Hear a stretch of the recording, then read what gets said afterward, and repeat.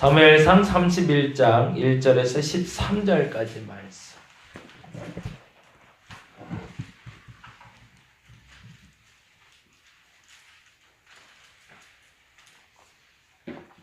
여러분이 보실 본문은 사무엘상 29장 1절에서 31장 13절까지 보셔야 되고요. 29장 드디어 블레셋 사람들 품 안에 들어가 있던 다윗에 대한 얘기가 나와요. 이 부분이 굉장히 중요한데, 왜냐하면 블레셋과의 전투에서 사울이 죽게 되거든요. 그 대적자의 전투에서 선봉장에 설 것이 다윗이 될 뻔했는데 하나님이 극적으로 다윗을 블레셋 진영에서 빼내시고, 그리고 블레셋과의 전투가 시작이 되고, 그 블레셋 전투에서 사울과 요나단과 두 아들이 죽는 이야기가 오늘 31장 1절에서 13절까지 이야기입니다. 같이 한 목소리로 1절부터 13절까지 읽도록 하겠습니다. 블레셋 사람들이 이스라엘을 치매 이스라엘 사람들이 블레셋 사람들 앞에서 도망하여 길보아 산에서 엎드러져 죽으니라. 블레셋 사람들이 사울과 그의 아들을 추적하여 사울의 아들 요나단과 아비나답과 말기스와를 죽이니라. 사울이 패전함에 활 쏘는 자가 따라갔으니 사울이 그 활 쏘는 자에게 중상을 입은지라. 그가 무기를 든 자에게 이르되 내 칼을 빼어 그것으로 나를 찌르라. 할례 받지 않은 자들이 와서 나를 찌르고 모욕할까 두려워하노라 하나 무기를 든 자가 심히 두려워하여 감히 행하지 아니하는지라. 이에 사울이 자기의 칼을 뽑아서 그 위에 엎드러짐에 무기를 든 자가 사울의 죽음을 보고 자기도 자기 칼 위에 엎드러져 그와 함께 죽으니라. 사울과 그의 세 아들과 무기를 든 자와 그의 모든 사람이 다 그날에 함께 죽었더라. 골짜기 서쪽에 있는 이스라엘 사람과 요단 건너쪽에 있는 자들이 이스라엘 사람들이 도망한 것과 사울과 그의 아들들이 죽었음을 보고 성읍들을 버리고 도망하며 블레셋 사람들이 이르러 거기에서 사니라. 그 이튿날 블레셋 사람들이 죽은 자를 벗기러 왔다가 사울과 그의 세 아들이 길보아 산에서 죽은 것을 보고 사울의 머리를 베고 그의 갑옷을 벗기고 자기들의 신당과 백성에게 알리기 위하여 그것들을 블레셋 사람들의 땅 사방에 보내고 그의 갑옷은 아스다롯의 집에 두고 그의 시체는 벳산 성벽에 못 박음에 길랏 야베스 주민들이 블레셋 사람들이 사울에게 행한 일을 듣고 모든 장사들이 일어나 밤새도록 달려가서 사울의 시체와 그의 아들들의 시체를 벳산 성벽에서 내려가지고 야베스로 들어가서 거기서 불살하고 그의 뼈를 가져다가 야베스 에셀나무 아래에 장사하고 7일 동안 금식하였더라. 아멘. 아멘. 사울의 마지막과 요나단의 마지막을 보는 장면입니다. 중요한 장소 지명이 하나 나오는데요. 30장 1절 말씀 한번 다시 볼까요? 30장 1절과 8절에 기록된 장소인데요. 30장 1절 읽어봅니다. 블레셋 사람들이 이스라엘을 치매 이스라엘 사람들이 블레셋 사람들 앞에서 도망하여 길보아 산, 거기다 동그라미 좀 하나 해놓으시고요. 이 길보아 산이 8절에 다시 한번 나오네요. 그 이튿날 블레셋 사람들이 죽은 자를 벗기러 왔다가 사울과 그 세 아들의 길보아 산에서 죽은 것을 보고 라고 나오죠.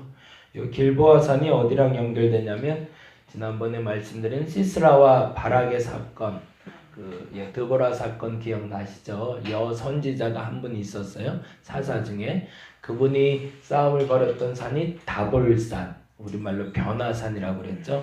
그 다볼산 옆에 있는 산이 이 길보아 산입니다.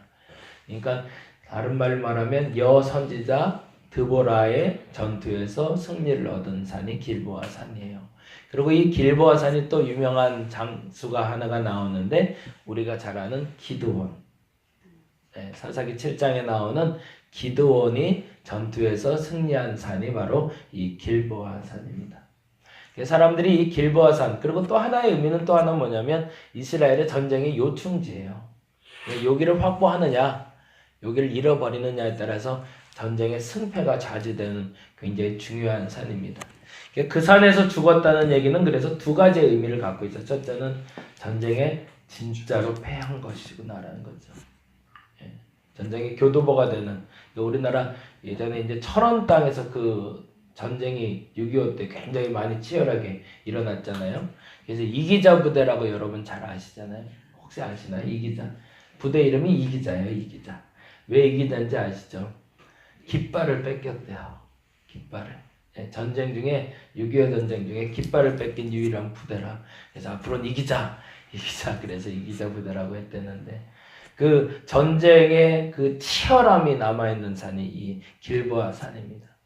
근데 거꾸로 말하자면 여선지 드보라도 이겼던 산인데, 우리의 영웅 기드온이 이겼던 산인데 거기서 사울이 죽었다라고 얘기하는 거예요.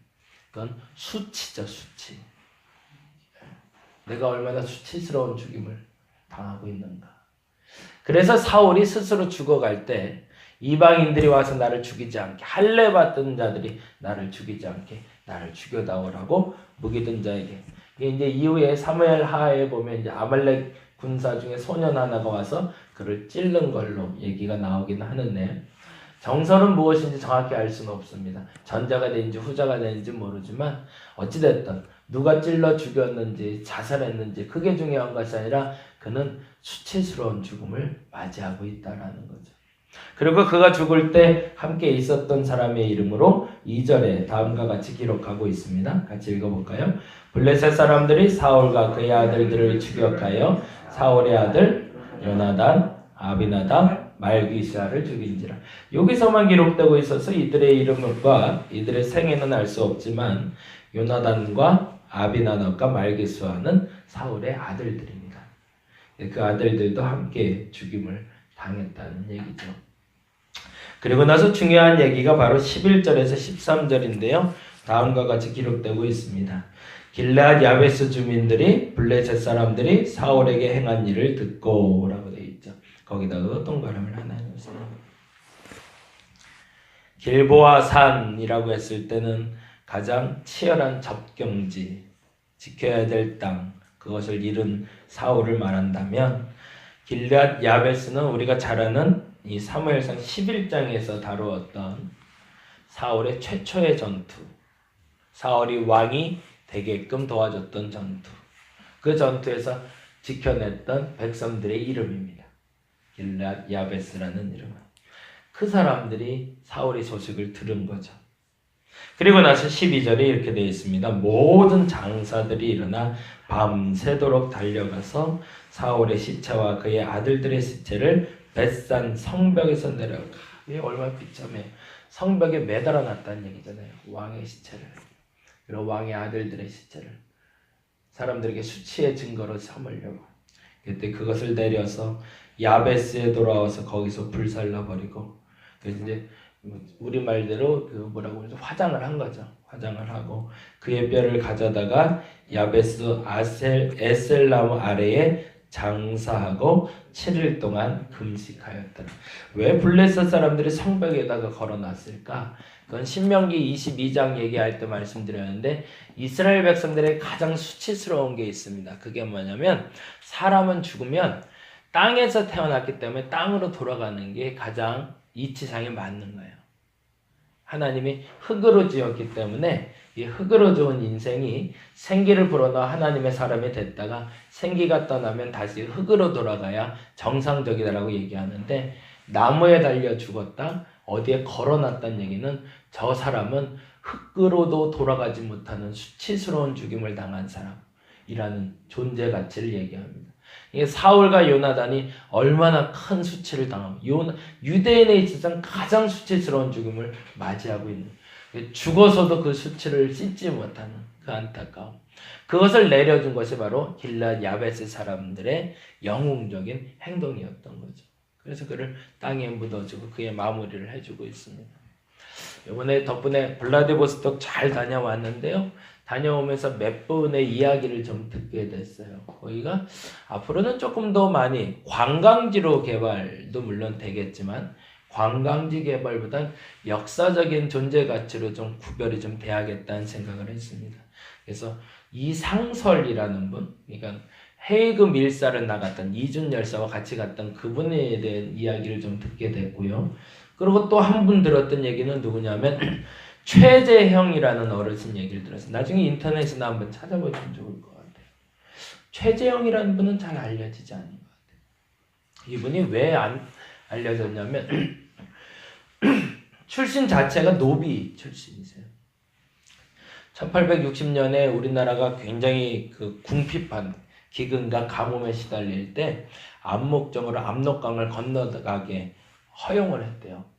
그래서 한인들 중에 13명 정도가 먼저 정탐을 했나 봐요. 어디 살만한 땅이 있나. 그러고 가봤는데 빈 땅이 하나 있길래 거주했는데 살만하더래요. 그게 이제 블라디보스톡이라는 우리가 말하는 연해주의 끝자락 땅입니다. 근데 그 땅에 그때부터 이제 고종 황제 때까지 사람들이 유입돼서 들어간 게 약 13만 명이 유입돼서 들어갔네요. 먹고 사는 게 힘들어서 간 사람들이었죠. 그래서 13만 정도가 들어가 살고 있는데 1910년에 항일 합방이 되고 1905년에 아간 파천으로 우리나라 고종 황제가 러시아 공사관으로 숨어 들어가잖아요. 그때부터 우리나라와 러시아 관계가 얼마나 친밀했는지를 알 수 있는 시점인데 그때 나타난 사람이 최재형이라는 어르신이래요. 원래는 1860년경에 어디서 굴러 들어갔는지 몰라도 노비의 자녀로 걸로 굴러 들어간 거예요. 먹고 살기 위해서. 그러니까 아버지가 누군지도 어머니가 누군지도 언제 태어났는지도 몰라요. 근데 얼마나 천대를 받고 살았겠어요. 이 땅에서 살지 못해 갔지만 거기서도 고하니까. 그래서 남에게 빌어먹고 살고 있는데 어느 귀한 집에 양자로 들어가게 돼요. 그래서 그 양자로 들어가서 거기서 기술을 배우게 됐는데 상업기술을 배우게 됩니다. 근데 참 감사한 건 그때 양자 삼아준 분이 굉장히 좋은 분이셨던 것 같아요.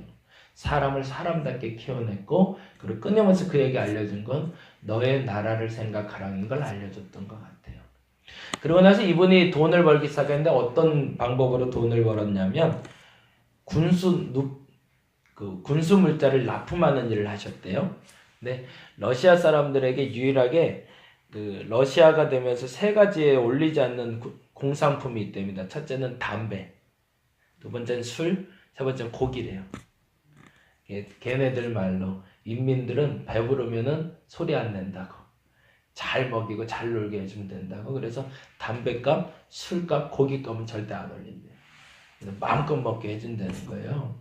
근데 이 최재형이라는 분이 그거의 뭔지를 알았던 거죠. 그래서 고기 납품업을 해요. 그래서 군납하는 고기 납품업을 하는데 그래서 어마어마한 부자가 됐다고 합니다.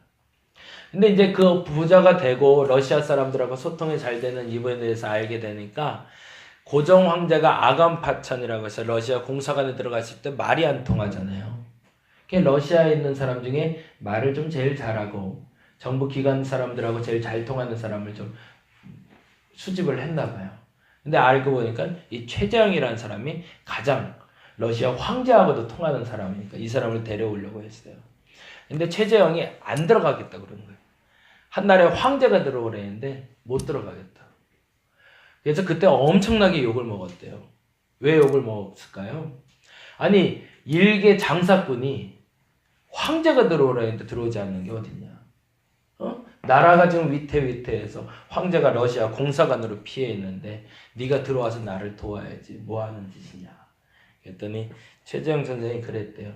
지금은 고종 황제가 잠시 피난해 있는 그곳에서 고종 황제를 도울 때가 아니라 블라디보스톡과 이 나라에 있는 한민족을 도와야 될 때라고. 그래서 난 돈을 벌어야 된다고 그랬대요. 그래서 그 돈으로 군수물자가 아니라 그 돈으로 독립운동을 할 수 있는, 아마도 그 이후의 사건에 대해서 예측을 했던 것 같아요. 그때 모은 돈으로 정말 수없이 많은 사람들에게 독립군 자금을 지원하기 시작했다고 합니다. 그러다가 러시아 사람들이 기억하는 건데 4월 참변이라는 게 일어나요. 1920년에 4월 참변에 한인들이 블라디보스톡에서 몰살당하는 사건이 벌어집니다.